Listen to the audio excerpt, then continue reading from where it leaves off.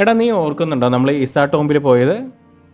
ആ നമ്മള് ഡൽഹിയിൽ നിന്ന് റിട്ടേൺ പോരുന്നതിന് മുമ്പ് ലാസ്റ്റ് രാവിലെ പോയി കണ്ട ടോംബല്ലേ? അത് തന്നെ. അതിന്റെ കഥ നീ ഓർക്കുന്നുണ്ടോ, ആ ഇസാ ടോംബിന്റെ? ഞാൻ കഥ ഓർക്കുന്നില്ല ചേട്ടാ. ഞാൻ ആ കണ്ടത് ജസ്റ്റ് ഓർക്കുന്നതേ ഉള്ളൂ. കാരണം നമ്മൾ ആ ധൃതി പിടിച്ചല്ലേ കണ്ടത്. ഞാൻ ആ കഥ നിന്നോട് പറയട്ടെ. ആ പത. എടാ, ഈ ടോംബ് നിർമ്മിച്ചത് ഏകദേശം ഒരു 500 വർഷം മുമ്പാ. 500 വർഷം മുമ്പോ? അതെ, ഈ ടോംബ് ഇസാഖാൻ നിയാസി എന്ന് പറഞ്ഞൊരു ചരിത്ര പുരുഷന് വേണ്ടി നിർമ്മിച്ച ടോംബാണ്. ആണല്ലേ?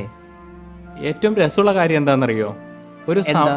ഒരു സമാധി ശരിക്കും പറഞ്ഞാൽ മരണശേഷം വേറൊരാൾക്കാരോ അല്ലെങ്കിൽ നമ്മളുടെ ബന്ധുക്കളോ അല്ലെങ്കിൽ ഉറ്റമിത്രങ്ങളോ ഒക്കെയാണ് ഈ സമാധി നിർമ്മിക്കുക.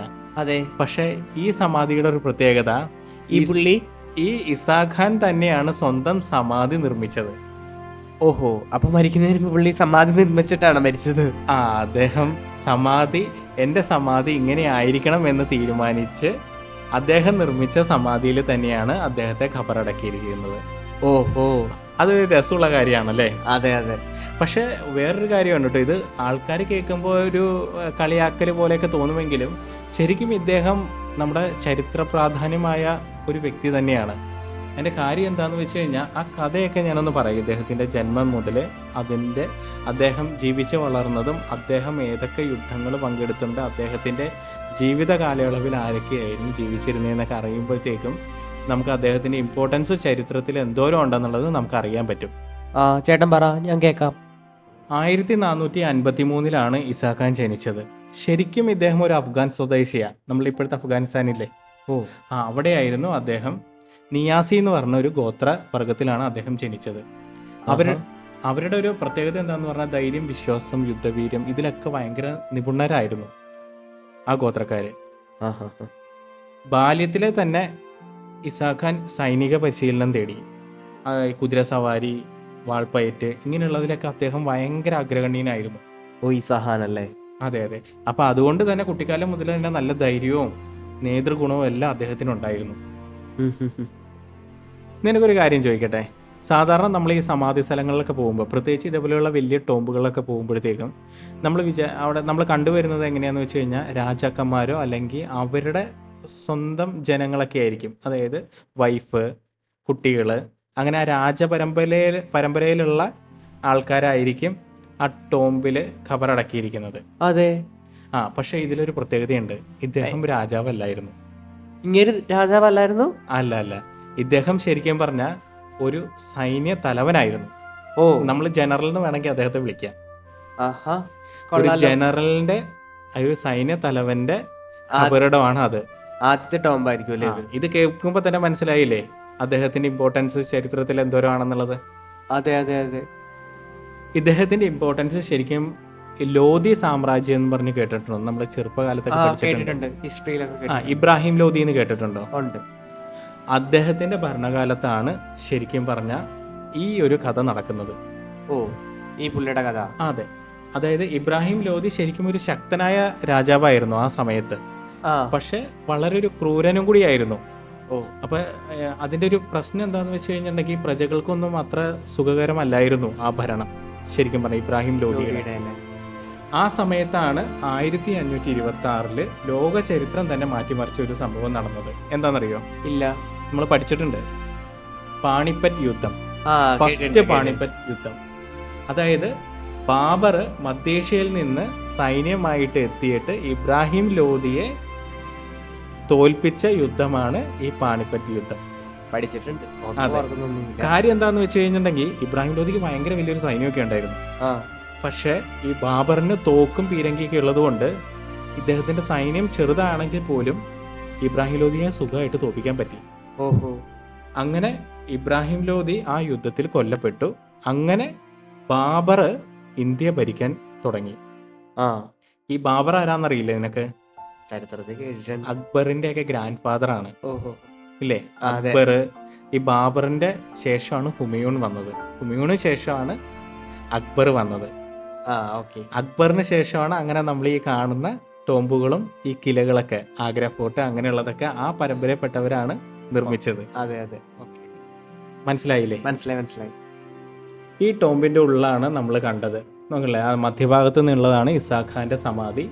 തൊട്ട് അദ്ദേഹത്തിൻ്റെ പരിവാരങ്ങളും കാര്യങ്ങളുമാണ് അതിൽ വന്നിരിക്കുന്നത്.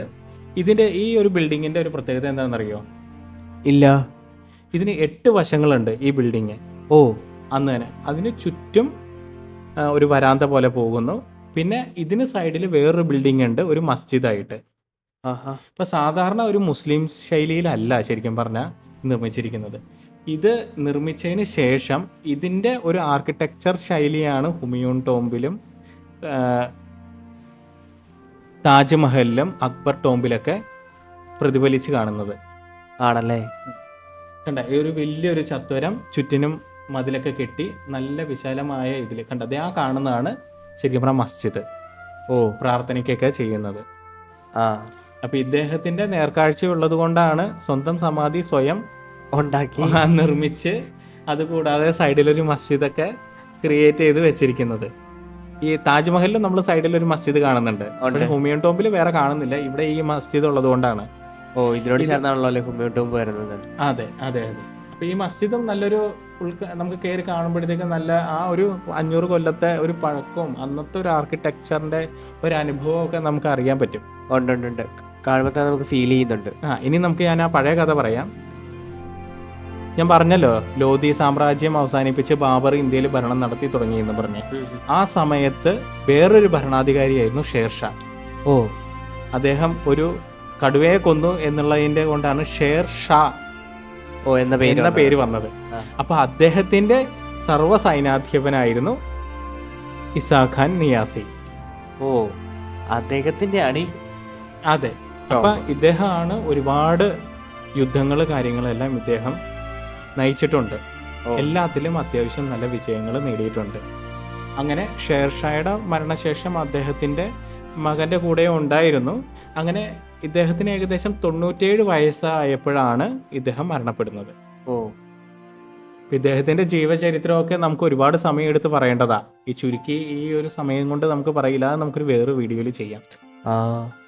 പിന്നെ ഈ മസ്ജിദ് കണ്ടില്ലേ, നല്ല രസമുണ്ട്. അതെ അതെ. ഈ ഇതേ ചെറിയൊരു കിളിവാതിൽ പോലെ കണ്ടില്ലേ, ഇവിടെയൊക്കെ ഇതൊക്കെ നടന്ന് നമുക്ക് കാണാൻ പറ്റിയതാ. ഇപ്പൊ അങ്ങനെ നമ്മൾ പുറത്തേക്ക് ഇറങ്ങിയത് ഓർക്കുന്നുണ്ടോ? അതിനുശേഷമാണ് ഈ സൈഡിൽ കൂടി നമ്മൾ ഹുമയൂൺ ടോംബിലോട്ട് പോകുന്നത്. അതൊരു ശരിക്കും ഭയങ്കര ഒരു അല്ലേ, കണ്ണഞ്ചലിപ്പിക്കുന്ന ഒരു ബിൽഡിംഗ് തന്നെയാണ്. ഇവിടെ കാണാൻ തന്നെ ഒരുപാട് ഉണ്ടായിരുന്നു. അതെ, അത് താജ്മഹലോളം തന്നെ വലിയൊരു കൺസ്ട്രക്ഷൻ ആണ് ഹുമയൂൺ ടോംബ്. അത് നമുക്ക് നെക്സ്റ്റ് വീഡിയോയിൽ എന്തായാലും കറക്റ്റായിട്ട് കാണാം, അല്ലേ? അതും ശരിക്കും ഒരു ആർക്കിടെക്ചർ മാർവലാണ്, അടിപൊളിയായിട്ടെന്ന് പറഞ്ഞാലും. അങ്ങനെ അതിന്റെ എൻട്രൻസിലേക്കാണ് നമുക്ക് പോകുന്നത്. ഓഹോ, നല്ല രസമുണ്ട് പോകുന്ന വഴിയല്ലേ കാണാൻ. എല്ലാം ഉദ്യാനങ്ങളെല്ലാം നല്ല ഭംഗിയായിട്ട് ക്രമീകരിച്ച് കണ്ട. ആ മതിലുകളൊക്കെ ശരിക്കും പറഞ്ഞാൽ ഇത് മണ്ണും കല്ലും കൊണ്ടാണ് പണിതേക്കണത്. അന്നത്തെ കാലത്ത് പണിതല്ലേ? അതെ. പക്ഷെ ഈ ഹുമയൂൺ ടോംബും മണ്ണും കല്ലും കൊണ്ടാണെങ്കിലും ഈ രണ്ട് കൺസ്ട്രക്ഷൻ തമ്മിലും വ്യത്യാസമുണ്ട്. പക്ഷെ ഇതാണ് ഈ ഇസാഖ് ഖാന്റെ ടോംബാണ് ആദ്യം പണിതത്. ഇസാഖ് ഖാൻ തന്നെ പണിതിട്ടാണല്ലോ പോയത്. അതെ. അപ്പൊ ഇതൊരു ശരിക്കും പറഞ്ഞാൽ നമ്മള് ഹുമയൂൺ ടോംബ് കാണുന്ന സമയത്ത് എന്തായാലും മറക്കാതെ കാണേണ്ട ഒരു അനുഭവമാണ് ഇസാഖ് ഖാൻ ടോംബ്.